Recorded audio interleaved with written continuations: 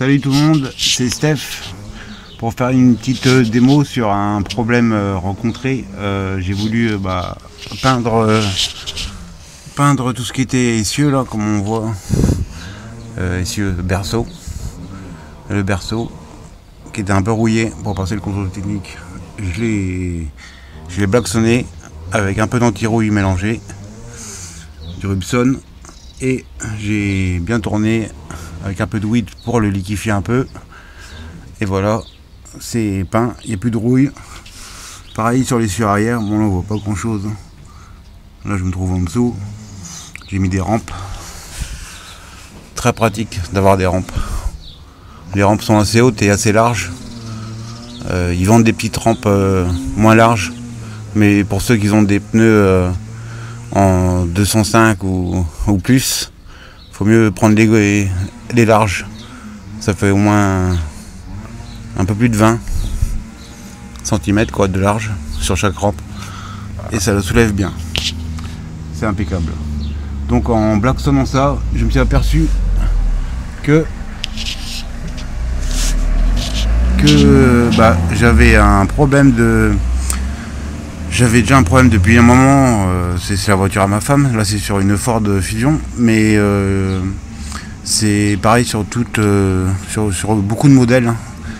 J'avais un tremblement au moteur au démarrage et à l'arrêt, ça donnait un à-coup. Et dans les bouchons, ça faisait aussi des tremblements.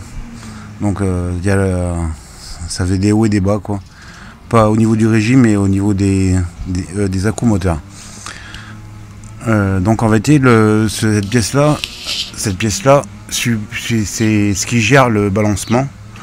Vous avez un support moteur au niveau en dessous de la batterie. Enfin, ça dépend des voitures, mais au niveau de la batterie en dessous, côté boîte, support moteur boîte. Ça c'est les principales, et un autre support au niveau courroie distribution. Donc ceux-là ils sont pas souvent en HS, mais il faut vérifier quand même, voir si le caoutchouc est pas craqué. Donc dans mon cas c'est ça qui gère le balancement du moteur. Et là on peut voir que le mien il est complètement craqué. Donc vu qu'il est absolument craqué, je l'ai changé. Donc là on voit bien qu'il est complètement mort. Donc on ne s'étonne pas si votre voiture elle tremble. Voilà, bon, complètement HS. Là on voit bien, là il est bien tout craqué de chaque côté. Donc là il tenait plus que sur un cheveu. Bon, donc pour changer cette pièce là, franchement, 3 vis là, une longue qui est là, 2 petites là, c'est du 13. Enfin moi c'est du 13 sur les Ford Fusion. Après sur les autres faut voir, mais si vous avez des tremblements, ça peut être que ça. Bon, après il peut y avoir d'autres soucis, mais moi c'est ça le problème. Donc voilà. En faisant un problème, j'en ai rencontré un autre, et en vérité ça m'a permis d'apprendre, hein, parce que en vérité je savais pas que c'était ça. Et voilà, je l'ai vu et je l'ai changé, comme on peut voir là. Voilà, il est tout neuf, et franchement il n'y a pas de souci au démontage, hein. Moi il est sur rampe, j'ai démonté le vieux, j'ai enlevé les vis. Et il n'y a rien de sorcier, hein, puisque une fois enlevé ça, le moteur il balance de droite à gauche, hein, enfin d'avant en arrière plutôt, et il n'y a pas de souci au démontage. Et à remontage c'est pareil. Donc on peut jouer un peu avec le moteur à la main, hein. Moi sur les rampes j'ai pas eu de soucis. Voilà,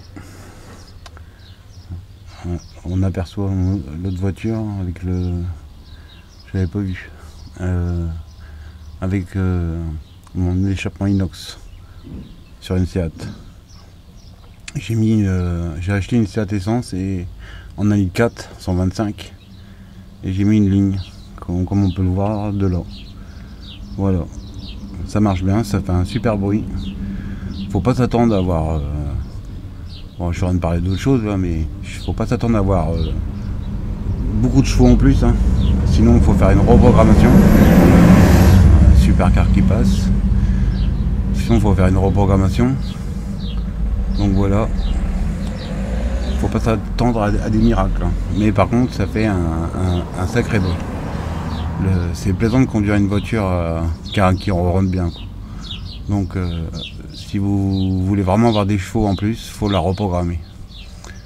Faut pas mettre de, enfin pour moi, faut pas mettre de puce parce que j'ai déjà essayé. Et franchement, ça cause plus de soucis. Les trucs entre le calculateur et le truc de pompe à injection, eh ben c'est pas super. Donc faut mieux faire une reprogrammation, au moins ça passe carrément, c'est le calculateur. Il n'y a pas de entre deux, quoi. Et ça marche impeccable. Moi j'en vois pas l'utilité parce que on a moins de rouler, de moins en moins, on peut moins rouler moins vite, quoi.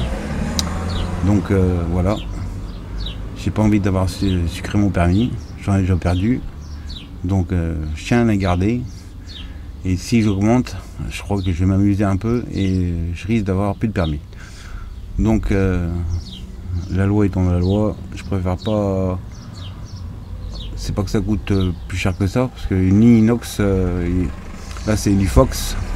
C'est pas que je fais de la pub, hein, mais si vous voulez une bonne ligne inox, Fox, c'est pas mal. Le bruit est carrément convenable.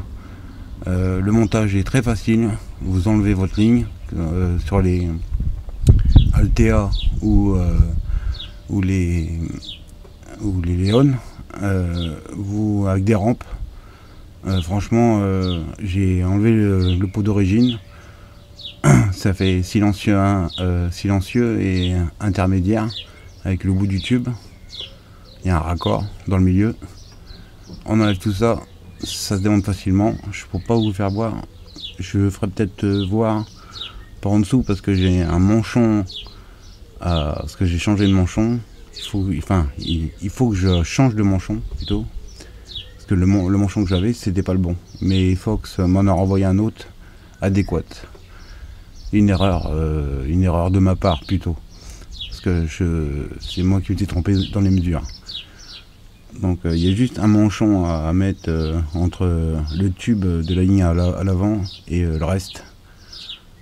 La suppression de l'intermédiaire, parce que sur cette ligne il n'y en a pas. Donc puis là j'ai pris une double sortie.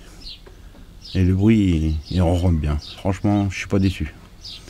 C'est cher, mais si vous voulez vous faire plaisir avec un joli bruit, c'est ce qu'il faut mettre. Bon allez, je vous laisse. C'était une parenthèse sur la Seat ou sur la Léon. Et le problème c'était ça. Donc ça, sur la Ford Fusion, c'est réglé. La pâture sur l'essieu arrière et sur l'essieu avant, le berceau, quoi. Même sur les bras, j'ai même pas les bras. Les triangles, hop. J'ai tout ça. Comme ça, il n'y a plus de rouille. C'est nickel.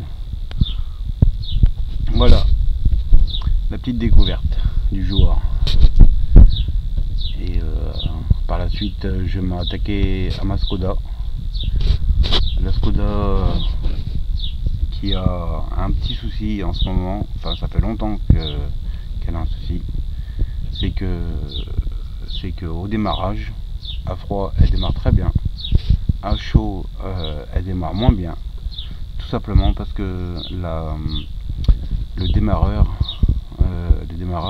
colle. C'est la sphère, hein, on va dire, quand elle tourne, quand on lance le moteur avec la clé là. La sphère, à froid, elle n'est pas dilatée, mais à chaud, elle se dilate un peu. Ça colle sur l'électroaimant et ça frotte de trop, ça l'empêche de démarrer. Et si le calculateur n'a pas l'info, et s'il se lance pas assez correctement, et bah ça ne fonctionne pas, et un jour ça ne fonctionnera plus. Là ça fait au moins 5 ans gros comme ça, si c'est pas plus. Donc parce qu'elle a toujours démarré quand même assez correctement, pas à chaud mais à froid. Et comment dire, par exemple si vous allez acheter une baguette de pain ou un paquet de clopes, pour ceux qui fument, et puis que vous l'éteignez et vous achetez ce qu'il vous faut et vous repartez 30, peut-être 5 minutes après, bah vous allez voir que votre démarreur va se lancer beaucoup plus difficilement. Donc la gestion du calculateur l'empêche de démarrer. Voilà. Je vais m'attaquer à ça. J'ai commencé à démonter tout ce qui est batterie, tout ça. Et je vais peut-être filmer aussi un petit peu pour vous faire montrer comment ça se passe. Bon. Voilà. J'ai un voisin qui parle en même temps. Bon allez, je vous laisse. À plus. Je vais vous montrer une petite vidéo sur le démarreur. Et si vous avez un problème de démarrage à chaud, ça peut être ça aussi. Ça se passe sur une Skoda, alors c'est pareil, c'est un souci qui arrive assez souvent apparemment sur Volkswagen, Skoda, Audi aussi, parce que c'est les mêmes moteurs, hein. C'est la même chose. Seat aussi, ça va être pareil. Démarrage à chaud, difficile, c'est ça, cherchez pas. Toujours pareil à 80%, c'est ça. Voilà, à plus.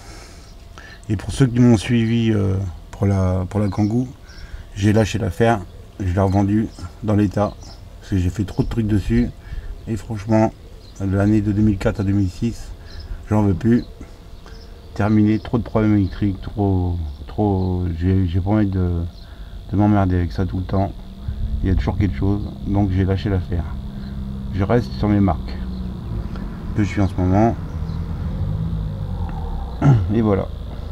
Donc je ferme la parenthèse et je vous dis à plus pour les petites infos. Vous les avez. Et je vous fais montrer ça peut-être pour la Skoda, pour quelques démontages. Salut!